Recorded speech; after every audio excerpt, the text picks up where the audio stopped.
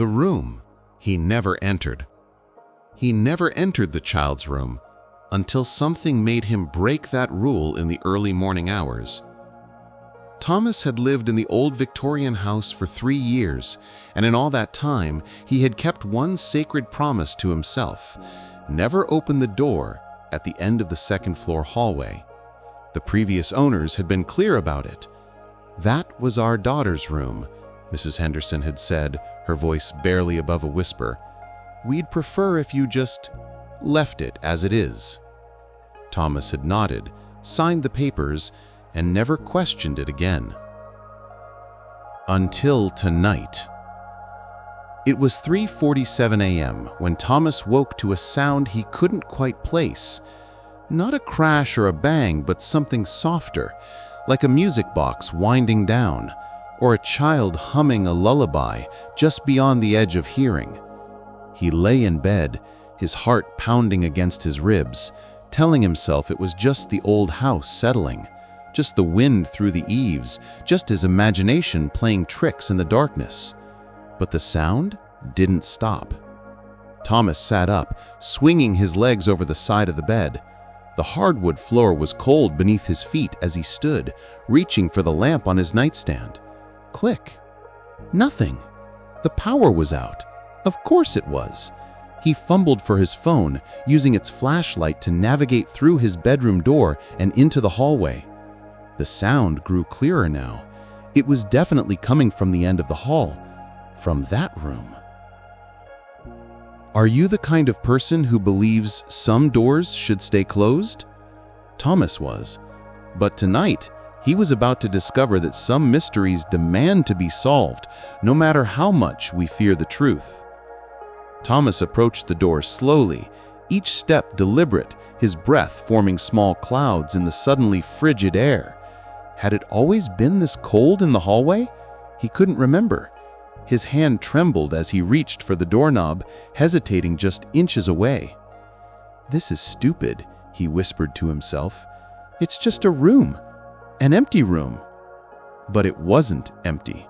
He could feel it in his bones. Something was inside, waiting. The doorknob turned easily under his palm, as if it had been expecting him.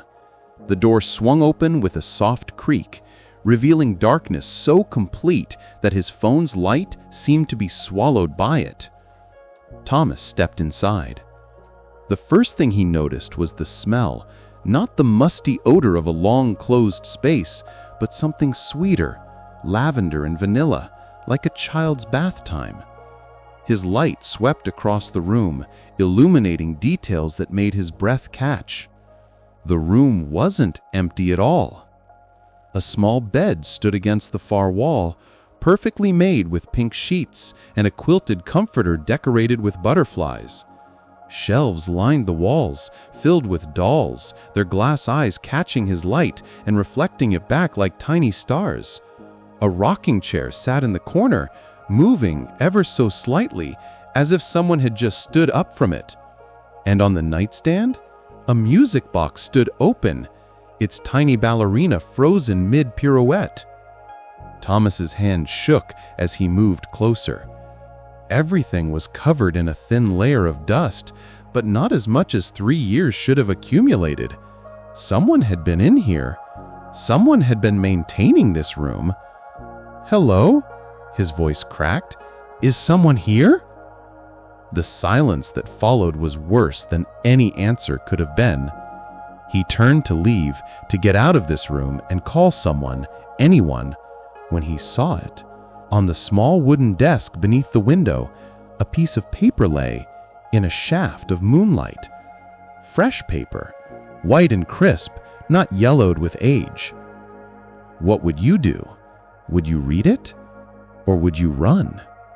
Thomas knew he should run, but something drew him forward, compelling him to discover what message had been left in this frozen shrine to childhood. His fingers touched the paper, and it was warm. The handwriting was childish, done in purple crayon.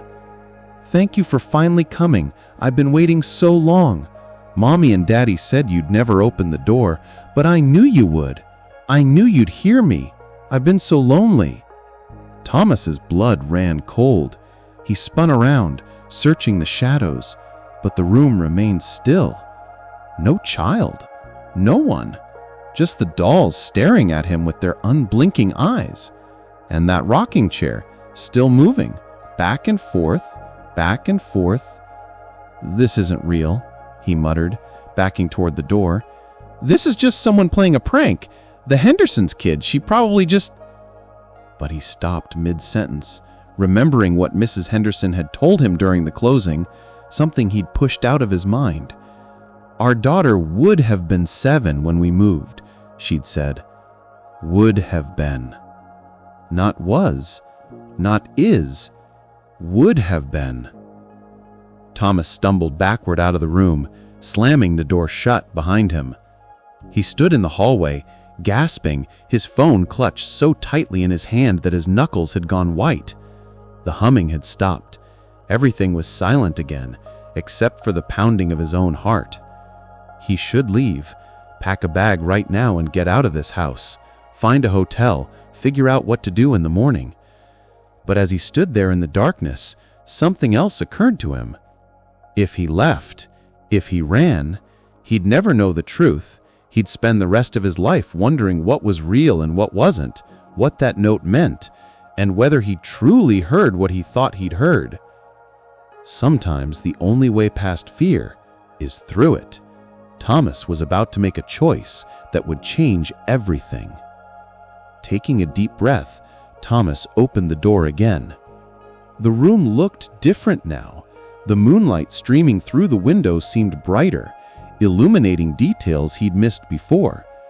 Drawings covered the walls, crayon sketches of a family, a house, a little girl with pigtails holding hands with stick figure parents. But in each drawing, the little girl stood separate from the others, a gap of white space between them, as if she couldn't quite reach them. Thomas walked to the closet and opened it. Children's clothes hung neatly on small hangers, dresses, sweaters, a tiny raincoat. On the closet floor, a shoebox sat alone. He picked it up, removed the lid. Inside were photographs. A laughing little girl with bright eyes and pigtails, always slightly out of focus in each image, as if she couldn't stay still enough to be captured clearly. Birthday parties, Christmas mornings, a day at the beach, and under all of them, a newspaper clipping, yellow and brittle. Local girl, 6, dies in house fire while parents at store. Thomas's hands shook as he read. The fire had been contained to one room, this room, caused by an electrical fault in the wall. By the time the Hendersons returned home, it was too late. They'd rebuilt the room exactly as it had been, a memorial to the daughter they'd lost. And then, unable to bear living in the house any longer, they'd sold it to Thomas. To him. But why could he hear her? Why was she still here? Thomas sat on the small bed, the springs creaking under his weight. He looked around at this carefully preserved space, this monument to grief and love and loss. And suddenly, he understood. The Hendersons had locked this room not just to preserve it, but to lock her in, to keep her from moving on, tethered to this physical space by their overwhelming grief. "You're trapped here, aren't you?" Thomas said softly to the empty room. "They loved you so much, they couldn't let you go, even after—" The rocking chair began to move faster now, and the music box started playing on its own, a tinkling, melancholy tune. Thomas didn't feel afraid anymore. He felt something else entirely, profound sadness for this little girl who'd been caught between worlds, unable to rest because the people who loved her most couldn't release her. He stood up, walked to the window, and opened it wide. Cold night air rushed in, stirring the curtains and ruffling the drawings on the walls. "It's okay," Thomas said, his voice steady now. "You don't have to stay here anymore. They're not keeping you here out of cruelty. They just miss you, but you deserve to be free. You deserve to rest." For a long moment, nothing happened. Then, slowly, the music box wound down, the melody growing softer and softer until it faded completely. The rocking chair stilled, and in the corner of his eye, Thomas thought he saw something. A shimmer of movement, like heat waves on summer pavement. A small figure that might have been a child, moving toward the window. Sometimes helping others means letting them go, even when every instinct tells us to hold on tighter. A breeze swept through the room, warmer now, despite the winter air outside. It carried that sweet scent of lavender and vanilla one last time, and then it was gone. The oppressive atmosphere that had filled the room lifted, leaving behind only an ordinary space filled with ordinary objects. Thomas closed the window and looked around. The room felt different now, truly empty for the first time. He picked up the photograph of the little girl, studied her bright smile, and carefully placed it back in the shoebox. Tomorrow, he'd contact the Hendersons and tell them something. He wasn't sure what yet, but they deserved to know that their daughter wasn't suffering anymore. As he left the room, Thomas paused at the doorway and looked back one final time. Goodbye. Rest well. The door closed with a soft click, and for the first time since he'd moved into this house, the hallway felt peaceful. Thomas walked back to his bedroom, climbed into bed, and as the first light of dawn began to paint the sky outside his window, he finally fell into a deep, dreamless sleep. He never entered that room again, but now it was by choice, not fear. Because some doors are meant to be opened, even if only once, so that what lies behind them can finally be free. What doors have you been afraid to open in your own life? Sometimes the things we fear most are the very things that need our attention. Sometimes breaking our own rules is the most courageous thing we can do.